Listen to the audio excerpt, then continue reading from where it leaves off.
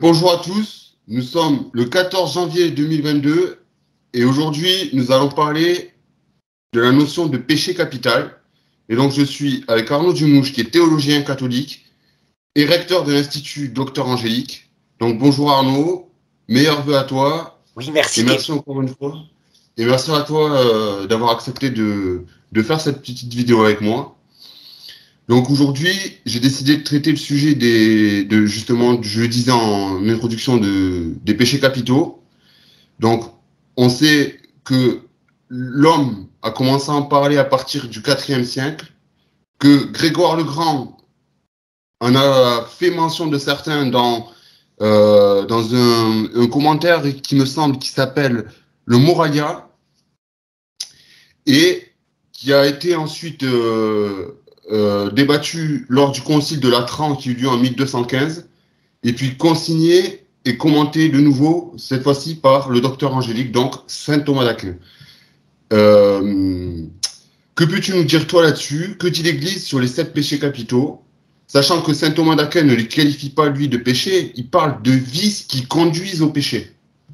Tout à fait. Parce qu'en fait, la notion de péché, le péché, c'est une notion qui a varié. Disons que, en général, au tout début et dans l'Écriture, péché, ça veut dire le mal moral, quel qu'il soit coupable ou pas. Donc quelque chose qui va jouer sur ton comportement, mais il n'y a pas que des péchés coupables. Par exemple, une pulsion non volontaire qui va t'emmener vers une voie qui est mauvaise, au départ, elle n'est pas un péché volontaire, c'est pas de ta faute, tu es entraîné. Ce qu'on appelle le foyer de péché. Eh bien, c'est la notion de péché. Puis finalement, petit à petit, chez saint Thomas, on le voit bien, le péché va être identifié à la notion d'acte coupable. Eh bien, regarde, le péché capital qui est donc plus ancien, c'est tout simplement ce qu'on appelle maintenant l'addiction. C'est la même chose, c'est exactement synonyme. C'est une addiction, ça veut dire une espèce de comportement où tu n'arrives pas à t'en sortir, comme une espèce de rail ou d'ornière, tu t'y enfonces plus tu pêches. Je vais te donner une analogie. Tu te rappelles les Gremlins? Les Gremlins dans le film, hein? Eh bien, si tu les arroses, ils se transforment en une bête monstrueuse alors que c'est des petites bêtes mignonnes. Ben, c'est pareil. Tu as par exemple en toi l'instinct de la gourmandise, c'est bon, c'est normal d'être gourmand. Et puis, si tu ne penses qu'à bouffer au fur et à mesure, surtout en période de famine, tu vas devenir obsédé par la nourriture au point qu'on voit certaines personnes, des personnes âgées qui ont connu la guerre par exemple, dans leur grenier, il y avait, je sais pas moi, 500 paquets de pâtes au cas où. Tu vois? C'est-à-dire qu'elles étaient embarquées par une espèce d'addiction sur la peur de manquer qui les entraînait, elles n'arrivaient plus à se contrôler là-dessus. Et donc, on pourrait les appeler pente glissante. Donc, c'est une addiction. Voilà le terme exact, les addictions. Alors pourquoi saint Thomas, lui, les appelle les vices, justement? Parce Quelle est qu'une la addiction, différence c'est entre une vraiment ça. Tu as une habitude mauvaise et tu n'arrives plus à t'en sortir. Donc, c'est bien la notion de vice. Vice, ça veut dire une habitude qui te rend esclave et dont tu n'arrives pas à sortir. C'est bien la même chose. Tu vois, donc les mots sont quelquefois changent, ils évoluent, mais c'est la même chose. Donc, je vais te donner un exemple. Imagine que tu sois coléreux. Tu te mets en colère sans arrêt contre ta mère alors que tu as 8 ans. À 12 ans, tu verras, tu lui donneras des coups de pied, tu n'arrives même pas à la contrôler. Tu rentres dans des rages abominables. C'est comme si la colère avait dominé ton comportement. Tu es devenu addict de la colère.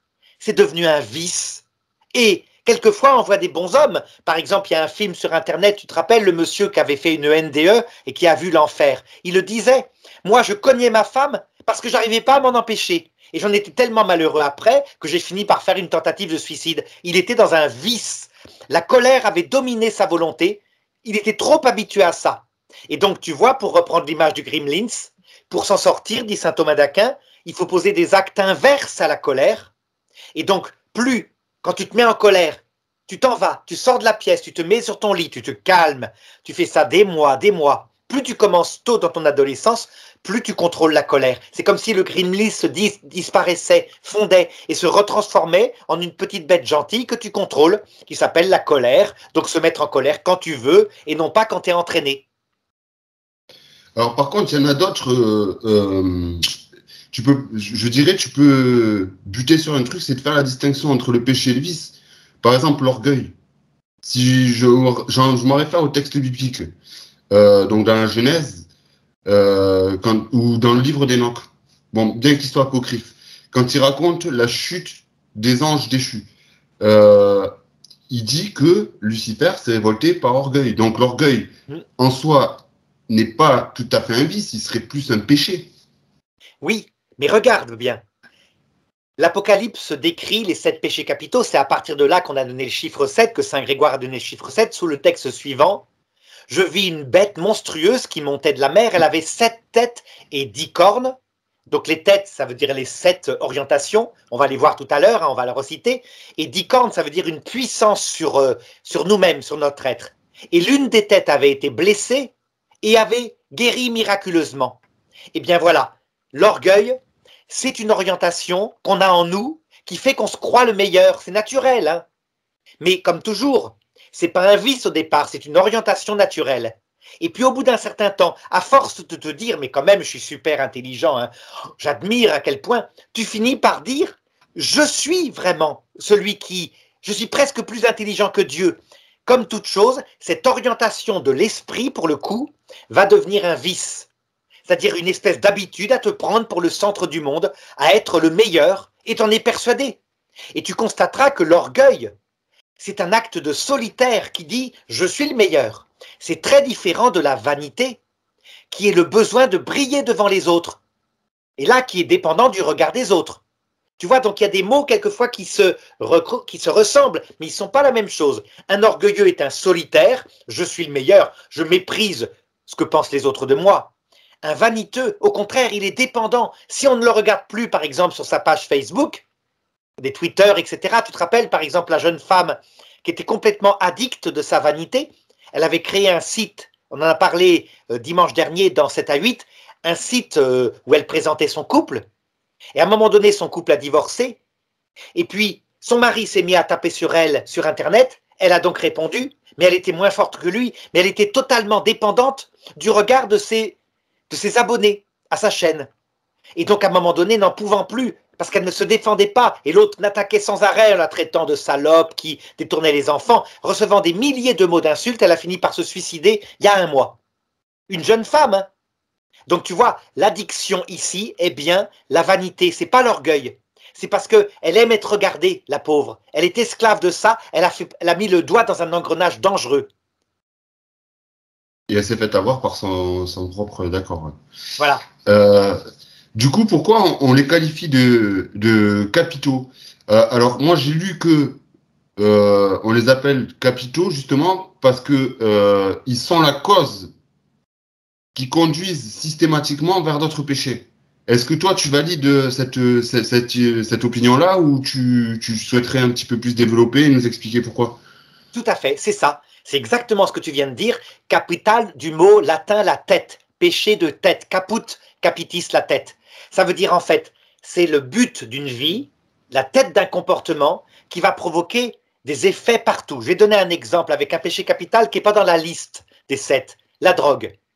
Mettons, prends un jeune homme qui est très addict d'un sort de paradis artificiel, ça peut être l'alcool aussi, hein. Mais disons on va prendre le hashish, ça coûte cher. Il a besoin de plus en plus de fumée comme ça, et à un moment donné, parce qu'il manque d'argent, ben, il va avoir l'idée de voler un petit peu d'argent dans le portefeuille de sa mère, puis un peu plus.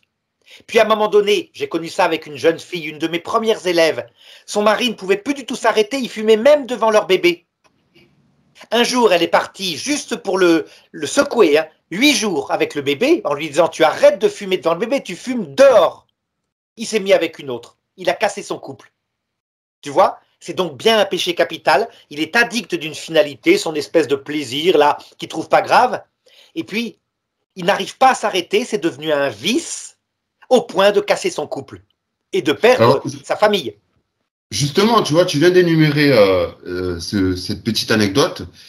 Moi, je l'apparenterais à la gourmandise qui, justement, à l'époque de Saint Grégoire le Grand, de Saint Thomas d'Aquin, ça s'appelait l'addiction. Oui, tout à fait. Parce qu'en fait, tu vas voir dans la liste des 7 péchés capitaux de Saint Grégoire, finalement, il y en a 3 grandes espèces. Il y a ceux qui sont liés au plaisir. Ça, c'est très important. On a ça en nous, tu vois, une pulsion, on a besoin d'être bien dans sa peau. C'est normal. Donc, tu vois, il y a en nous une racine, mais normalement, on le modère. On n'est pas esclave du plaisir. Et puis, quand on devient esclave, ça se traduit Ça peut être le plaisir de la nourriture, c'est fondamental. Ça peut être le plaisir sexuel, donc la goinfrerie, la luxure. Et ça peut être le plaisir d'être bien dans sa peau, à rien foutre, la paresse. Ce sont les 3 péchés capitaux que cite Saint Grégoire liés au plaisir. En fait, il y en a bien plus. Tu peux ajouter maintenant la drogue, donc le hashish, l'héroïne, la cocaïne, l'alcool. Donc chacun, c'est un plaisir différent. Hein. Pour l'héroïne, c'est un plaisir de paradis, tu sais, cotonneux. Pour la cocaïne, c'est un plaisir de superpuissance. Tu maîtrises ta vie, tu as la vie devant toi, tu prends, enfin tu vois, c'est formidable. Tu te sens en pleine forme. Mais tu vois, c'est toujours des plaisirs. Il n'a pas cité un plaisir qui vraiment est très embêtant chez les femmes. Le romantisme exalté, ça veut dire le plaisir sentimental d'être avec son homme.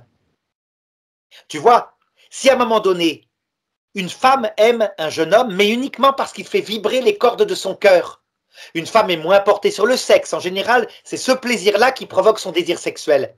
Eh bien, si ce plaisir-là ne vient plus parce qu'ils sont ensemble depuis trop longtemps, elle ne ressent plus. Beaucoup s'en vont. On dit que 9 divorces sur 10 sont dus à des femmes qui prennent l'initiative parce qu'elles n'ont plus de plaisir sentimental. C'est un péché capital.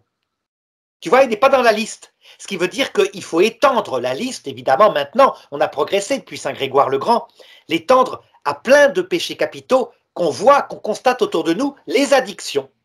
Toutes les addictions. Donc, Madame Bovary était addicte du plaisir romantique. Alors, deuxième sorte, tu as en nous un vrai besoin de valorisation. Tu sais, briller, être remarqué par les autres. Et donc là, il y a 2 péchés capitaux qui sont l'orgueil et la colère. La colère, c'est quand on te marche un peu sur le pied, oh, ton honneur a été bafoué, hein, et là tu y vas, tes droits, etc. C'est bien une forme de vanité. Mais évidemment, certains n'ont pas été cités, comme la vanité justement dont je te parlais, qui est le péché par exemple de la Star Academy.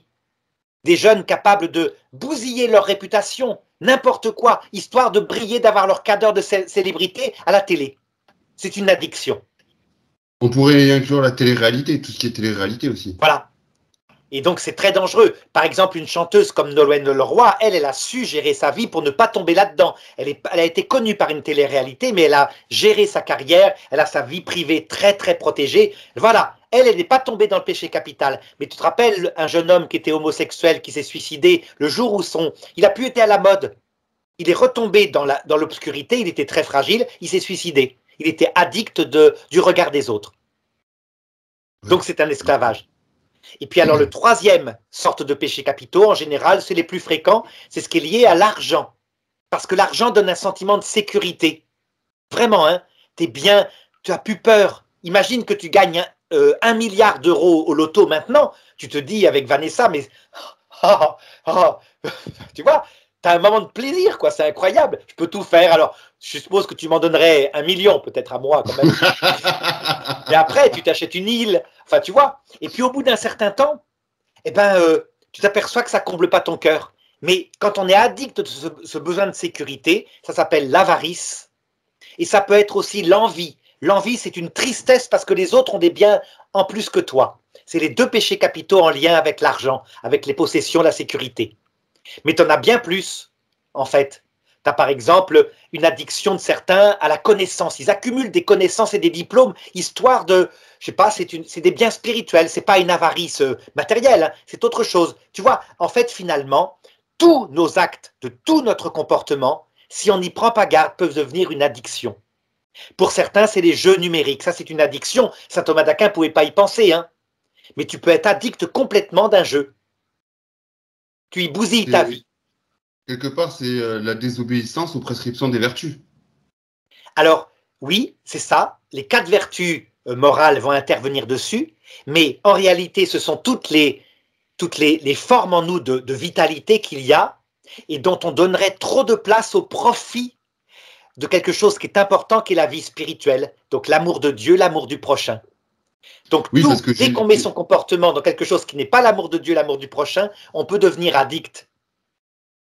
Alors, il faut savoir que tu vas sûrement confirmer ce que je vais énumérer. Donc, on parle de 7 péchés capitaux aussi dans le catéchisme de l'Église,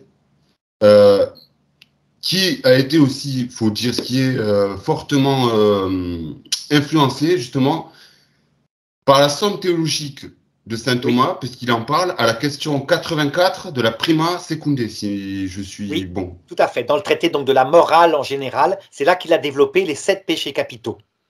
Donc, il nous dit, et je cite, « On appelle péchés capitaux ceux dont les fins ont la vertu première et principale de mouvoir l'appétit, et comme ces vertus sont au nombre de 7, l'on distingue aussi 7 vices capitaux. » Alors, oui, tout à fait. Alors là, je te donne les sept vertus principales qui sont citées par saint Thomas. Elles ne sont pas connues, hein, mais je te les donne. Premièrement, c'est la vertu de sagesse, qui nous fait chercher le sens de la vie en Dieu.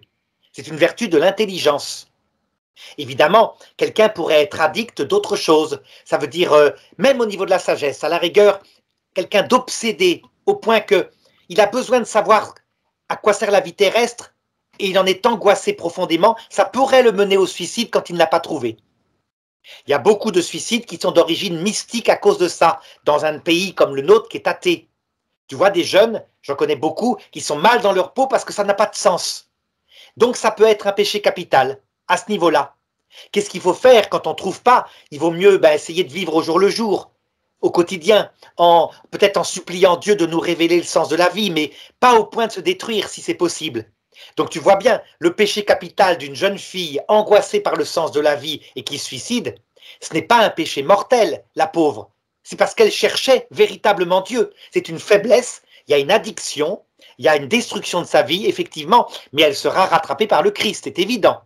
Tu es d'accord? Ah oui, bien sûr, parce qu'on nous dit aussi qu'il ne faut pas confondre la notion de péché capital avec les péchés mortels ou véniels. C'est pas du tout la même chose. C'est pas du tout la même chose. Le péché capital est donc un mécanisme psychologique d'addiction.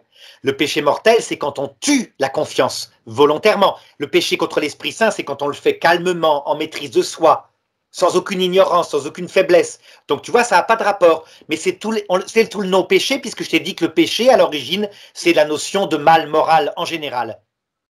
Sans culpabilité. Donc voilà pourquoi. Mais les mots ont changé. Hein. Donc il vaudrait mieux garder maintenant, au lieu de péché capital, le mot addiction, et pour péché mortel, ce qui tue la confiance. Mais pourtant, donc on en parlait en début de vidéo, on disait que le péché capital est un mécanisme qui entraîne justement au péché mortel ou au péché véniel. C'est tout à fait logique. Oui, il peut entraîner au péché mortel ou au péché véniel, mais il peut entraîner aussi chez ceux qui sont complètement esclaves au point de ne plus pouvoir s'en sortir. Par exemple, ce saint vietnamien canonisé, qui était complètement addict de l'héroïne. Il a bousillé sa famille, il n'y arrivait pas.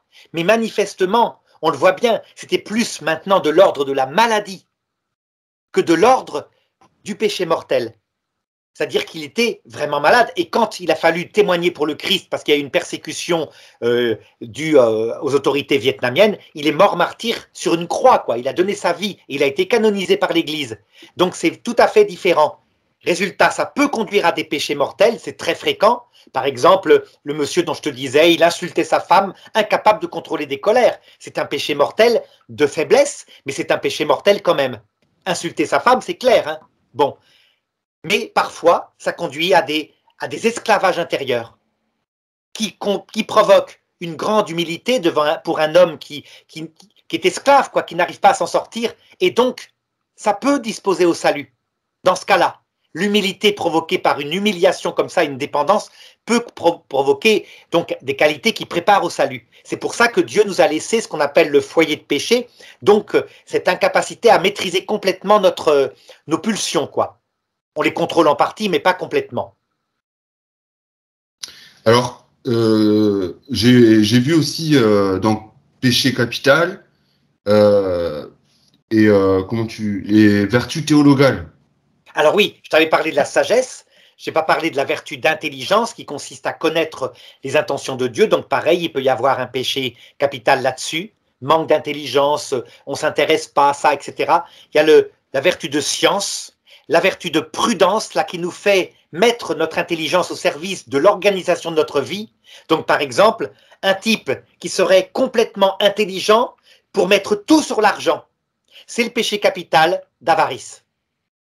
On peut être très intelligent pour accumuler sans arrêt un tas, mais tu vois bien, il y a une finalité qui est mauvaise, la tête de sa vie, c'est le fric uniquement, il va détruire sa vie. Par exemple, je pense à ce milliardaire américain, tu te rappelles, dans les années 50, qui a été, c'est Picsou quoi, il a un tas monstrueux, il s'appelle John Getty je crois, et il va jusqu'à perdre sa famille parce que son petit-fils avait été enlevé, il y avait une rançon qui était demandée, mais très petite en comparaison de sa fortune, il a préféré le laisser mourir, en fait il n'est pas mort, on lui a juste coupé l'oreille, mais quand même, plutôt que de payer, et donc il est mort tout seul dans son espèce de tas, voilà. Donc on voit bien là, c'est du côté de ça, d'un manque de prudence. Alors ensuite, tu as la vertu de justice, qui fait qu'on se comporte bien avec son prochain. La vertu de tempérance, là, ce sont les péchés principalement liés à la luxure, la gourmandise, la paresse, qui vont contre la tempérance. Et enfin, la vertu de force, ce sont les péchés comme la colère, qui s'opposent à la force. Alors, justement, maintenant, je pense qu'on pourrait un petit peu passer et que tu nous expliques euh, ces péchés-là. Excusez-moi, le téléphone vient de vibrer. Je vais énumérer les 7 péchés capitaux et tu vas justement, si tu veux bien, poser un commentaire sur chacun. D'accord. Donc, bien que tu aies déjà un peu commencé à développer, donc en premier, bien sûr, on a l'orgueil. Donc ça, c'est le péché capital des péchés capitaux avec une pulsion spirituelle. Pourquoi? Parce que ce péché-là, c'est le seul qui pourrait vraiment, face au Christ, dire « rien à foutre de ton évangile, hein. Moi je choisis la liberté où je serai maître de ma vie ». Donc c'est celui contre lequel Dieu lutte au maximum pour nous sauver. D'accord? C'est le péché capital grand, dangereux. Ça vient d'une pulsion de notre esprit portée à croire qu'on est le meilleur en tout, qu'on est presque plus intelligent que Dieu. Voilà, l'orgueil, à distinguer de la vanité, je te l'ai dit, qui n'est pas dans la liste et qui là est une dépendance de faiblesse, dépendance du regard des autres. La gourmandise. Le péché capital lié à la nourriture, c'est fondamental la nourriture. Alors attention, le mot est piégé. À l'origine en latin, c'était goinfrerie. La gourmandise n'est pas un péché. Quand tu aimes la nourriture que t'a fait ta femme, c'est normal. Si tu ne l'aimes pas, c'est un péché. L'indifférence complète par rapport à des heures où elle a passé à te faire la cuisine pour te faire plaisir, ça va pas. Donc c'est la goinfrerie et c'est surtout des péchés en période de famine.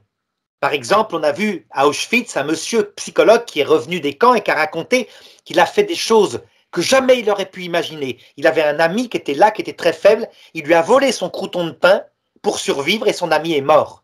Il l'a avoué, il a dit je l'ai fait parce que je m'étais dit de toute façon quelqu'un d'autre le volera et donc je lui ai volé. Là, voilà le péché capital de gourmandise, mais tu vois, c'est lié à des périodes particulières. Alors, comme le péché capital, maintenant on sait, c'est un excès dans un sens ou dans un autre, tu as un péché capital qui s'appelle l'anorexie, qui est l'inverse. C'est quand tu manges tellement peu, parfois pour être belle, hein, mais parfois à cause de problèmes dans ta tête, tu sais pas quoi, que t'en prends l'habitude de ne plus manger jusqu'à la mort. L'anorexie mentale est un péché capital. Ça veut dire, tu vois bien, c'est pas coupable. Hein. La pauvre petite jeune fille qui est prise par ça, elle n'est pas coupable. Mais bien... tu vois, j'en reviens à ce 5 que tu disais tout à l'heure, qui était obligé de se droguer pour parce qu'il était malade. L'anorexie, on peut le mettre dans ça. C'est plutôt, enfin, je le vois plus comme une maladie. Voilà. Les gens, c'est un problème psychologique. Les gens, enfin, on l'a pas répertorié comme maladie pour dire derrière que c'est un péché. Non, après, ça peut conduire, oui, on détruit notre corps, donc le temple de Dieu en soi. C'est vrai. Alors, c'est une maladie, mais au départ, dans les premiers mécanismes, c'est une erreur d'application d'un comportement. Par exemple, une jeune fille qui veut être mannequin et donc qui se fait maigrir parce que c'est obligatoire. Donc au départ, c'est tout à fait, c'est pour un métier. Ça peut être une finalité bonne ou parfois pour être valorisée par rapport à elle-même. Et au bout d'un certain temps, le mécanisme se met en place d'un vice. Donc elle prend l'habitude de ne plus manger. Donc du coup, dès qu'elle a mangé, elle est culpabilisée et ça en devient une destruction. Sauf que là, ça conduit à la mort. Mais tu vois, au départ, on a bien un comportement erroné. Et si tu prends dès le départ une jeune fille qui ne mange pas assez, tu peux arriver à l'empêcher de tomber après dans l'esclavage du vice où elle n'arrive plus à s'en sortir. Et là, évidemment, quand elle est esclave de l'anorexie, elle est tombée dans quelque chose qui est devenu une maladie. D'accord. Ouais. Ouais, c'est vrai. Mais c'est vrai que la gourmandise est souvent aussi apparentée à l'addiction, t'en parlais tout à l'heure, donc avec les drogues, avec l'alcool. Voilà, tout à fait. Euh, Même chose, hein. Au départ, une imprudence ou alors quelquefois un besoin de sécurité qui devient au bout d'un certain temps un vice, puis une maladie. La personne n'arrive plus à s'arrêter de l'alcool, etc. À un moment donné, c'est pas de l'ordre de la culpabilité, hein. Une femme qui a un mari ivrogne le sait, mais pourtant elle sera bien obligée de s'en séparer s'il la bat. oui, bien sûr. On pourrait rajouter aussi les jeux, que ce soit les jeux à gratter, tu sais, les jeux qui Oui. demandent beaucoup d'argent, les jeux vidéo, je sais pas. Alors tu vois, regarde, pour les jeux, quelqu'un me demandait, mais est-ce que c'est autorisé de jouer? Oui, de temps en temps. Le problème, c'est que c'est addictif, pareil. Et donc, si c'est une fois par an, on joue au loto, histoire de dire, tiens, je vais laisser aux anges gardiens la possibilité de me rendre millionnaire pour que je fasse du bien. Pourquoi pas? Mais quand on joue tout le temps, au point que le plaisir même, l'adrénaline du risque de perdre ou de gagner devient addictif. Ça y est, on est tombé dans le péché capital, et parfois même dans le vice, parfois dans la maladie. Et pour les jeux vidéo, Idem, idem. Pareil, hein, une question de mesure. Finalement, on pourrait dire que la règle pour éviter les péchés capitaux, c'est la règle qu'on donne pour l'alcool. Buvez modérément.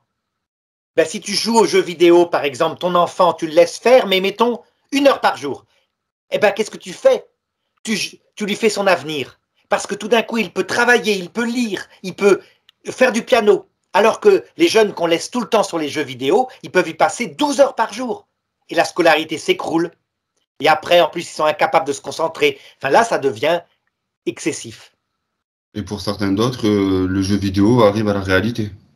Exactement. Alors là, c'est encore pire, hein. Là, ça tombe dans la schizophrénie, c'est-à-dire qu'on n'arrive plus à distinguer les choses. Donc, c'est des cas exceptionnels, heureusement. La plupart du temps, non, c'est pas ça. C'est que des jeunes n'apprennent plus rien en classe parce qu'ils passent trop Bien de sûr. temps sur les réseaux sociaux ou les jeux vidéo. Alors ensuite, la paresse, qu'on assimile à l'acédie aussi. Alors, là, c'est dit, c'est la paresse appliquée à des gens qui voulaient se consacrer à Dieu, mais qui ont été dans le manque de mesure. Ça veut dire qu'ils ont appliqué tellement de temps à l'ascèse et à la prière, quelquefois 18 heures par jour, qu'au bout des choses, ils ont brûlé leur énergie et tout les énerve. Dès qu'on leur parle de prière, ça les dégoûte, ils n'en peuvent plus, ils sont écœurés. Donc tu vois, il y a eu au départ un excès. La vie est dans un juste milieu. Il faut savoir prier et puis s'équilibrer par des loisirs comme il le faut. Donc l'excès en tout est mauvais, y compris sur la prière. C'est incroyable, hein. Ça te montre bien que la notion de péché capital est bien plus vaste que les 7 péchés capitaux décrits par Saint Grégoire, hein. Bien sûr. La luxure. La luxure, alors là, c'est le sexe. Le sexe, normalement, est naturellement fait chez l'homme et la femme pour 2 choses inséparables. L'expression de l'amour, c'est pour ça que la sexualité humaine, elle est physiologiquement plutôt faite pour être face à face, parce que le sexe féminin est retourné pour cela. Donc une communication d'amour, et deuxièmement, évidemment, l'ouverture à la vie. Eh bien, la luxure, c'est quand le plaisir se coupe complètement de ces 2 finalités. Il n'y a plus l'amour, il n'y a même plus le sentiment, il n'y a plus non plus l'ouverture à la vie, uniquement de la génitalité. Et donc c'est un péché capital parce que la sexualité n'étant pas faite pour ça, elle va se venger, elle va devenir à un moment donné incapable de donner du plaisir, sauf si la personne trouve de l'excitation par une nouveauté, donc un nouveau corps féminin, ou une image pornographique, ou alors de la violence. Tu vois? C'est-à-dire que la luxure poussée au terme conduit à des dégradations terribles. Au cours de l'histoire, on le voit bien. Mais je te l'ai montré, la luxure des femmes, c'est le romantisme exalté. Ça veut dire quand elles sont dans l'amour uniquement à la recherche de plaisir sentimental, c'est la même chose. Il y a une déviation, un péché capital dont on n'a pas parlé dans la liste, mais qui est très grave actuellement et qui abîme les familles. L'avarice. L'avarice, donc, c'est la possession d'argent qui sécurise. Voilà la définition exacte, hein. Donc, c'est lié à un besoin en nous, psychique, de sécurité de notre avenir, qui est un besoin normal. On veut la sécurité pour sa femme, pour ses enfants, etc. Mais quand cette force-là, qui est naturelle, devient addictive parce qu'on ne pense qu'à elle, ben ça donne un bonhomme qui passe sa vie à travailler pour accumuler un tas monstrueux d'argent encore plus gros. Et au bout d'un certain temps, ben, il perd sa famille parce que sa femme lui dit « Mais moi, je n'ai pas épousé un tas d'or. Que tu aies sécurisé la famille, très bien, j'étais d'accord, mais maintenant ça devient une obsession chez toi. » Donc tu te rappelles le petit film qui s'appelle Monsieur Spoons, je crois, ou Monsieur, il passe à Noël souvent, ou Monsieur, Ouais. un monsieur devenu avare complètement. Et puis à un moment donné, il a un infarctus, il voit sa vie et comment il serait devenu quelqu'un de généreux s'il n'était pas tombé dans l'excès. Ben voilà, l'argent c'est pareil, il en faut, c'est nécessaire, mais au juste milieu, pas dans l'excès. Le vice inverse, ça serait la prodigalité, quand on dépense tout, et puis il n'y a plus d'argent du tout, et du coup on perd sa famille parce qu'on crève de faim. La colère. La colère est le rétablissement d'un ordre qui s'est cassé. Donc on rétablit par la colère quelque chose qui nous paraît important. Donc c'est pareil, c'est une pulsion, c'est une chose de notre être. Hein. Quand elle est mise au service du bien et qu'elle est contrôlée, c'est une bonne vertu, la colère. Par exemple, Jésus se met en colère quand on abîme le culte de son Père. Tu vois, la colère peut être bonne, mais elle est addictive aussi. Ça veut dire que si on rétablit n'importe quoi, on se met en colère pour n'importe quel ordre, n'importe quelle chose, même débile, pas importante.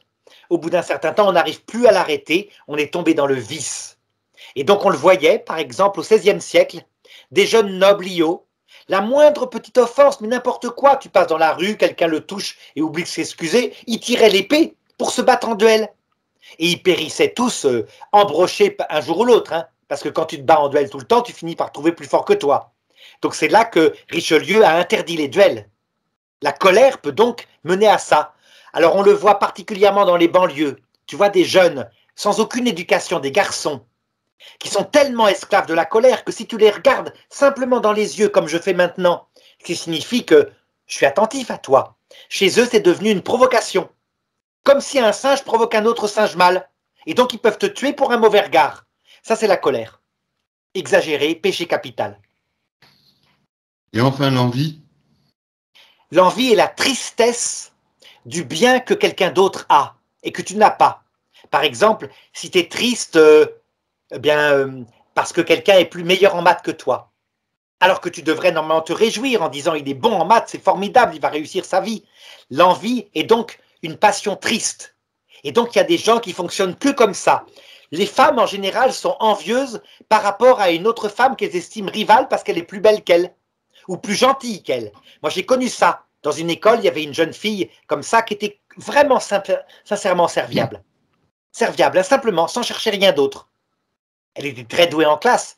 Eh bien, elle s'attirait l'envie des autres filles de toute l'école parce qu'elles étaient moins belles, les autres filles, et moins gentilles. Tu vois, l'envie peut être une passion féminine ou alors masculine, par exemple, sur notre capacité à être fort, à être regardé, etc. Donc, c'est bien aussi un risque de péché capital. Moi, tu vois, si je devais dire une parole qui serait apparentée à l'envie, c'est le fait d'avoir convoité la femme d'un autre, ou d'avoir regardé avec envie la femme d'un autre, tu as déjà commis l'adultère en toi. Oui, c'est une forme d'envie. La femme de l'autre qui est plus belle ou meilleure trouve-t-il que la tienne et que tu lui voles parce que tu estimes que tu es triste qu'il ait une femme si belle, c'est bien un péché capital d'envie qui a agi ici. Tout à fait. Elle peut se Donc, porter sur tout, hein, l'argent de l'autre, les qualités intellectuelles, la beauté, enfin bref, le bien d'un autre que tu oui, jalouses. parce que Grégoire le Grand, lui, quand il en parle, il parle de jalousie. Alors la jalousie, c'est spécifiquement l'envie qui porte sur des rapports Le de bien, couple. ouais, ou le bien que possède quelqu'un d'autre. Alors oui, mais au sens strict, par exemple, on dira qu'un homme est jaloux quand sa femme, qui est belle, a été regardée par un autre homme. Il y a quelque chose là de particulier. C'est plutôt, le mot est utilisé plutôt dans le couple. Donc la jalousie peut devenir un péché capital. La jalousie maladive d'un homme qui sans arrêt, ou d'une femme qui sans arrêt dit « tu me trompes, je suis sûr », et qui surveille, et qui est jamais en paix, qui ne laisse pas sa femme tranquille, etc. Tu vois? Donc, mais ça a bien rapport avec le bien d'un autre, effectivement. Donc tout à l'heure, tu nous parlais que y avait des péchés capitaux qui n'avaient pas été énumérés dans la liste, qui ne font pas partie de la liste. Est-ce que toi, tu peux nous en parler un peu et nous détailler un petit peu tout ça? En fait, un seul. Je vais te citer le seul péché capital finalement qui existe, hein, qui, je t'ai dit, se développe en trois choses: les plaisirs, les sécurités avec l'argent et les vanités avec le regard des autres. Ce que Saint Jean appelle les trois convoitises. Convoitise de la chair, c'est les plaisirs. Convoitise des yeux, c'est la vanité. Et orgueil de la richesse, c'est l'argent qui te sécurise. Mais à la base, il n'y a qu'un seul péché capital finalement. C'est l'égoïsme. À chaque fois, c'est ça. Tu es centré sur ton bien à toi et t'en fais ta finalité. La tête de tous les péchés capitaux, c'est l'amour égoïste de soi. Donc tu vois, là encore, on a tous un amour de soi, on cherche tous à être heureux, c'est une force naturelle. Ça devient un péché capital quand on le choisit comme étant le bien ultime. Ça veut dire, dit, je ne pense qu'à moi pour être heureux. Et donc, par exemple, tu fais de ta femme un instrument pour être heureux toi. Elle n'est plus la finalité de ta vie. Tandis qu'au contraire, si cet amour naturel qu'on a de soi, tu le mets dans un vrai bien, comme par exemple rendre heureux ta femme, tes enfants, t'occuper de Dieu, alors cette pulsion originelle qui est dans notre être devient bonne. D'accord, ouais. Ok. J'avais une autre question, mais j'ai un peu oublié. Oui, quelle est la différence entre péché capital, justement, si tu peux nous l'expliquer, et péché mortel ou véniel? Alors donc le péché capital, mécanisme psychologique, je te l'ai dit, addiction, elle n'est ni bonne ni mauvaise, elle est dans un excès, toujours soit en trop, soit pas assez, et donc on décrit d'un point de vue psychologique. Donc on ne va pas On peut parler regarder, Est-ce qu'on peut parler justement d'exaltation par rapport à ça? il y a des exaltations et il y a des manques. Par exemple, sur la nourriture, quand tu ne penses qu'à la bouffe, bouffer, bouffer, bouffer, ça c'est la goinfrerie. Mais quand tu penses tout le temps à rejeter la bouffe pour ne pas grossir, ne pas grossir, ne pas grossir, c'est l'anorexie. Les péchés capitaux sont donc soit par excès, soit par manque. D'accord. Ensuite de ça, les effets, l'un des effets des péchés capitaux, donc la tête de ton comportement, peuvent être parfois des péchés mortels. Ça veut dire que par exemple, tu es obsédé par la bouffe, ton petit frère a un gâteau, tu lui voles parce que tu veux le manger toi. Tu as peur de manquer et tant pis pour lui. Là, tu as commis contre ton petit frère un péché mortel, d'enfant évidemment. Hein. Nous, adultes, on ne fera pas ça. Ça sera plutôt voler la femme d'autrui ou voler l'argent d'autrui. Mais tu comprends, l'enfant peut commettre un péché mortel là parce qu'il est gourmand. Enfin, plutôt goinfre au sens propre du terme. Son plaisir est là-dessus. Donc, le péché mortel se définit par ce qui vient tuer la confiance entre deux êtres et qui se réconcilie si tu lui demandes pardon après lui avoir expliqué. Donc, par exemple, tu as volé le gâteau au chocolat de ton petit frère, tu lui dis « Excuse-moi, je l'ai mangé, je me suis laissé avoir par ma goinfrerie, je te demande pardon, je ne referai pas. Et d'ailleurs, je vais réparer, tu vas dire, je vais t'aller t'en acheter un autre. » Alors, ton petit frère te pardonne, il comprend que tu es fragile et tu as réconcilié la relation. Mais si par contre, tu refuses, tu dis « Non, j'avais le droit de te manger, t'avais qu'à être plus fort que moi, tant pis pour toi », il va se mettre à te détester et il peut y avoir une haine entre frères et sœurs à cause de ça. Donc tu vois, le péché mortel qui vient tuer la confiance est réparé par les 4 conditions que l'Église demande dans la confession, qui sont confesser son péché, donc tu dis la vérité. Deuxièmement, tu dis que tu regrettes et vraiment tu regrettes. Troisièmement, tu promets de ne pas recommencer. Et quatrièmement, tu répares en achetant un nouveau gâteau au chocolat à ton petit frère. Tu vois, c'est les conditions qui réconcilient la confiance. Donc on voit bien que le péché mortel est une notion morale, alors que le péché capital est une notion psychologique. Et les péchés véniels dans tout ça?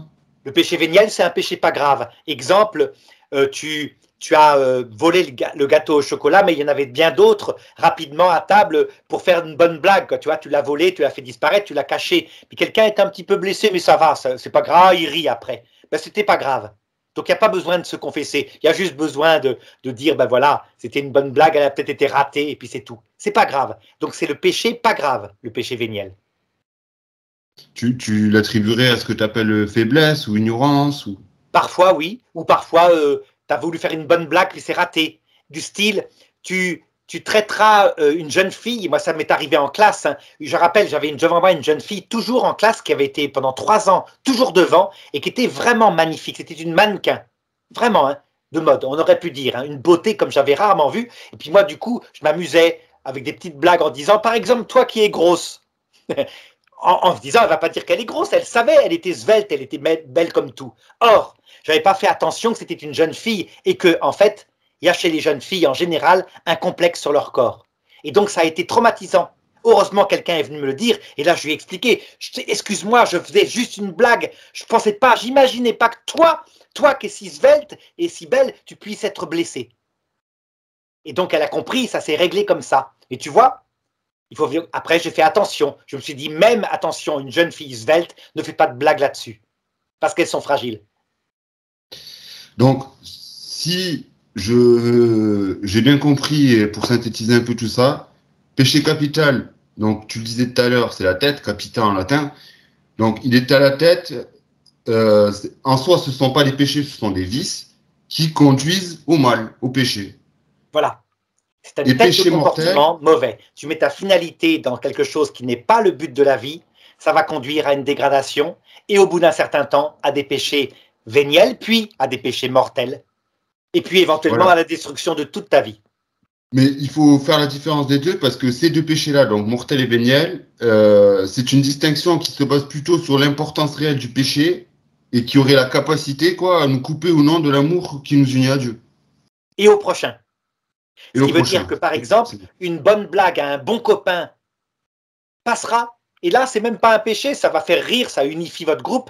Mais la même blague à une jeune fille très timide pourra être ressentie par elle comme un péché mortel. Donc, dans le péché mortel, il y a une part d'objectivité de l'acte, mais de subjectivité de la personne qui le reçoit. Donc, c'est très complexe le péché mortel.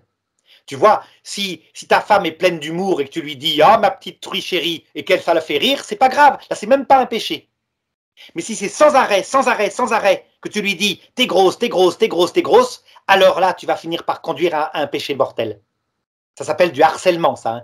Tu vois, les Oui. choses. Donc, c'est très compliqué le péché mortel. Il faut vraiment le regarder. Il y a les circonstances, il y a l'intention que tu as, il y a la personnalité à qui tu l'envoies, etc., etc. Et le démon dans tout ça, a-t-il un rôle ou pas? Oui, le démon se glisse dans notre psychologie depuis le péché originel pour appuyer, comme un serpent, sur les pédales de nos pulsions pour les rendre soit exagérées, soit pas assez. Donc il va essayer de détruire, et le mécanisme est enclenché. Lui, son but, c'est de nous entraîner, si c'était possible, à la fin, au péché contre l'Esprit Saint. Donc un acte volontaire et libre où on choisirait de mépriser Dieu et le prochain. Mais pour cela, il va agir progressivement. Donc il commence par nous entraîner dans des péchés capitaux, qui deviennent peu à peu des péchés véniels, puis des péchés véniels auxquels on consent, puis petit à petit péchés mortels, puis à un moment donné, s'il pouvait nous entraîner à ce que le péché mortel soit plus seulement par faiblesse, mais vraiment voulu, il a gagné. Ça y est, la personne m'appartient, elle est dans la volonté de faire le mal, librement, plutôt de faire son bien à elle, égoïstement. Et je l'entraînerai dans mon paradis, entre guillemets, d'égoïsme. Mais je te dirais, alors c'est un travail facile pour lui. Si on prend en compte la notion de fomes peccati, donc le foyer de péché. C'est un travail facile dans le début, donc on tombe tous dans des addictions, dans des péchés, etc. Mais quand on se confesse, qu'on est repentant, qu'on regarde sa vie, ça se retourne contre le démon, parce qu'on se sert de ces chutes-là pour arriver devant Dieu modeste, sans orgueil, en disant « T'as vu, sans arrêt, j'ai eu dans ma vie des regards un peu concupiscents sur des jeunes filles que je connaissais même pas, et je me laissais aller. Prends pitié de moi, Seigneur. » Et donc ce péché-là a conduit à une âme modeste, une âme pauvre. Donc, le fomes peccati a provoqué finalement un effet positif. Mais attention, hein, Saint Paul le dit, c'est vrai que quand on se sert de nos chutes pour être modeste, la grâce va surabonder. Ça ne veut pas dire qu'il faut pécher. Pas la peine. On tombera de toute façon, tant qu'on est sur terre à cause du fomes peccati. Donc il faut lutter contre le péché, mais les considérer, nos chutes, et elles arrivent sans arrêt. Ça va être par exemple regarder trop la télé ou je sais pas quoi. Enfin, t'as vu, on est tous, hein, c'est pas la peine de dire qu'on est fervent. Hein. Oui, c'est sûr. C'est sûr. Mais écoute Arnaud, merci. Moi, j'ai pas d'autres questions. Si tu avais quelque chose à rajouter pour conclure cette vidéo. Non, voilà. Alors, je dirais, souvent j'ai remarqué, hein, les personnes ont la peur d'être tombées dans le péché contre l'Esprit Saint qui ne sera jamais pardonné. Elles doivent absolument pas s'inquiéter. Quand on est tombé dans le péché contre l'Esprit Saint, on le sait.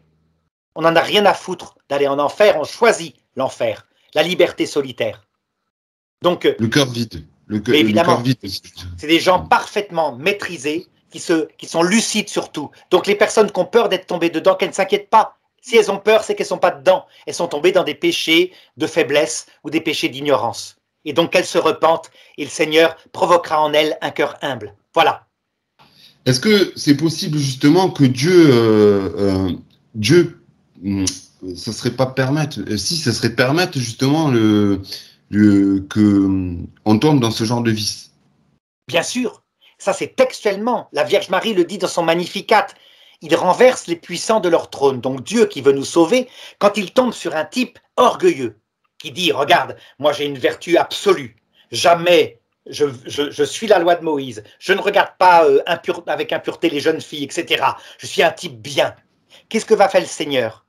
Il va faire que sa vertu, qui est exagérée, tombe en secret dans des vices terribles, mais qui vont lui montrer qu'il est faible. Par exemple, tu te rappelles cet ayatollah dans les années 90 en Iran, qui avait fait lapider des femmes adultères. Il était très vertueux, hein. Eh bien, un jour, il a été surpris en flagrant délit. Tu sais, il captait Canal+ à l'époque, qui était pas en clair, c'était complètement. Mais il y avait des films pornographiques, et il passait sa nuit à regarder des films pornographiques de Canal+.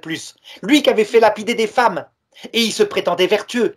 Ça a scandalisé les Iraniens, qui ont dit, ben voyez, eux qui sont des anges soi-disant de vertu, ils sont pires que nous. Et c'est là que ça a commencé la révolution iranienne à être remise sur les rails en se disant on peut pas exagérer quoi. Faut arrêter les lapidations et tout ça. Maintenant le peuple iranien, il ne supporte plus les ayatollahs même si eux tiennent le pouvoir. Tu vois. Donc quelquefois les plus vertueux en apparence qui sont orgueilleux, Dieu permet qu'ils tombent dans des péchés comme ça volontairement pour essayer de les sauver. Le pape François vient de le dire. Il a dit regardez ce qu'avait amené la femme adultère à Jésus pour qu'il la lapide. C'est probablement ceux qui venaient de coucher avec elle. Il a raison. Oui, mais justement, j'allais renvoyer à ce texte-là quand Jésus les maudit en disant malheur à vous, scribes et pharisiens, vous qui commettez l'iniquité. Malheur à vous, scribes et pharisiens hypocrites, parce que apparence de vertu et vice à l'intérieur. Tu vois? Oui, voilà, ce que tu énumères, ça me fait penser ça me renvoie à ce texte-là. Et c'est pour ça que cette allégorie, elle est magnifique d'ailleurs. Tout à fait. Et d'ailleurs, si Dieu permet qu'ils tombent dans des vices visibles, comme la luxure, les sites pornographiques, etc., c'est pour essayer de les sauver. Si ils font le pas honnête de dire ben, « je ne suis pas mieux que les autres hein, », en se regardant devant Dieu, alors ils seront sauvés à travers leur chute. Mais si par contre, ils maintiennent hypocritement « je suis quelqu'un de bien », alors leur péché sera manifesté à l'heure de leur mort face au Christ. Et là, il est possible qu'ils ne cèdent pas, qu'ils disent « j'en ai rien à foutre, je choisis la liberté et je suis quelqu'un de bien ». L'orgueil a dépassé toutes les tentatives que Dieu a fait, y compris de les faire tomber, pour qu'ils soient sauvés et qu'ils se repentent. C'est grave, hein, là. Oui, voilà pourquoi Jésus était très dur avec les pharisiens hypocrites. Hein. C'est le plus grand des péchés. C'est pas la faiblesse d'une femme adultère. Hein. Eux, c'est des grands théologiens de leur époque. Hein. Tu le disais quand on en parlait de la passion du Christ, justement. Oui, et des gens vertueux, avec une théologie très droite auquel Jésus a rendu raison. Les pharisiens avaient la meilleure théologie, mais ils ne se prenaient pas pour n'importe quoi. Ils s'étaient servis de leur vertu pour développer de l'orgueil. Et donc leur âme était en danger. Voilà pourquoi Jésus les a fortement secoués. Et après, a dû essayer de les sauver, il y a eu des épreuves, etc. Hein. Et même à la croix, il a prié pour eux. Père, pardonne-leur car ils ne savent pas ce qu'ils font. Jésus a une parole très dure qui confirme ce que tu dis quand il dit « Si vous ne vous repentez pas, vous périrez lamentablement comme ceux qui ont été écrasés par la tour de Siloé. » Tu vois, c'est ça. C'est-à-dire que Dieu, pour les orgueilleux, peut vraiment les livrer même aux démons qui, à l'heure de leur agonie, vient les tenter, leur faire peur, mais c'est toujours parce que Dieu veut les sauver. Le démon reçoit donc des permissions de les terroriser, mais c'est Dieu qui, derrière, essaye de les rendre humbles. S'ils résistent à tout, c'est le péché contre l'Esprit Saint. D'accord. Très bien. Eh bien, écoute, je te remercie, cher Arnaud. Là, tu vois, j'ai beaucoup aimé faire ça avec toi parce que tu nous as bien expliqué. Enfin, si je puis conclure et synthétiser encore une fois tout ça, c'est que les péchés capitaux ne sont pas plus dangereux qu'un péché mortel ou qu'un péché véniel. Il faut savoir que les péchés capitaux, je dirais, c'est la superstition, c'est l'histoire qu'en a fait et je dirais même l'occultisme, parce que c'est beaucoup, tu sais, de gens qui ont fait des pratiques occultes qui disent, ouais, mais attends, j'ai fait des péchés capitaux, que va-t-il m'arriver? Non, tout ça, c'est de la superstition. Faut pas confondre péché capital, qui est un vice qui peut, justement, tu le disais, entraîner à un mal plus grave que le péché mortel ou véniel. Donc, c'est-à-dire le gars intelligent qui, comme tu le dis, par orgueil, dit mais non, c'est moi le plus beau, le plus intelligent. Quelqu'un comme ça, son âme, elle est plus en danger que celui qui a eu. Bon, après, ça dépend aussi l'addiction, je dirais. Tu en parlais tout à l'heure, ce saint vietnamien là qui était malade, qui devait se droguer pour, je pense, pour se sentir mieux, pour que les symptômes soient un petit peu plus atténués. C'est pas la même chose. C'est à cause du mot capital, on se dit, ben, c'est ce qu'il y a de plus grave, alors que non, ça veut juste dire la tête d'un comportement. C'est le mot qui est piégé, tu vois. Exactement. Alors que capital vient de la racine capita, qui veut dire tête en latin. Voilà. C'est simplement ça. Eh bien, écoute, je te remercie beaucoup, Arnaud, riche d'enseignements, comme d'habitude, je dirais. Moi, tu sais, là, je suis en train de préparer, justement, je souhaitais te contacter parce que je préparais une mini-série complète sur les péchés capitaux. Et je vais finir avec cette vidéo, justement, pour bien expliquer aux gens que ne faut pas confondre péché capital et péché mortel ou véniel. Voilà. Merci, Voilà. Kevin, hein, pour les bonnes questions, encore une fois. Hein. Merci. Merci beaucoup, Arnaud. Merci, au revoir. Au revoir, Kevin.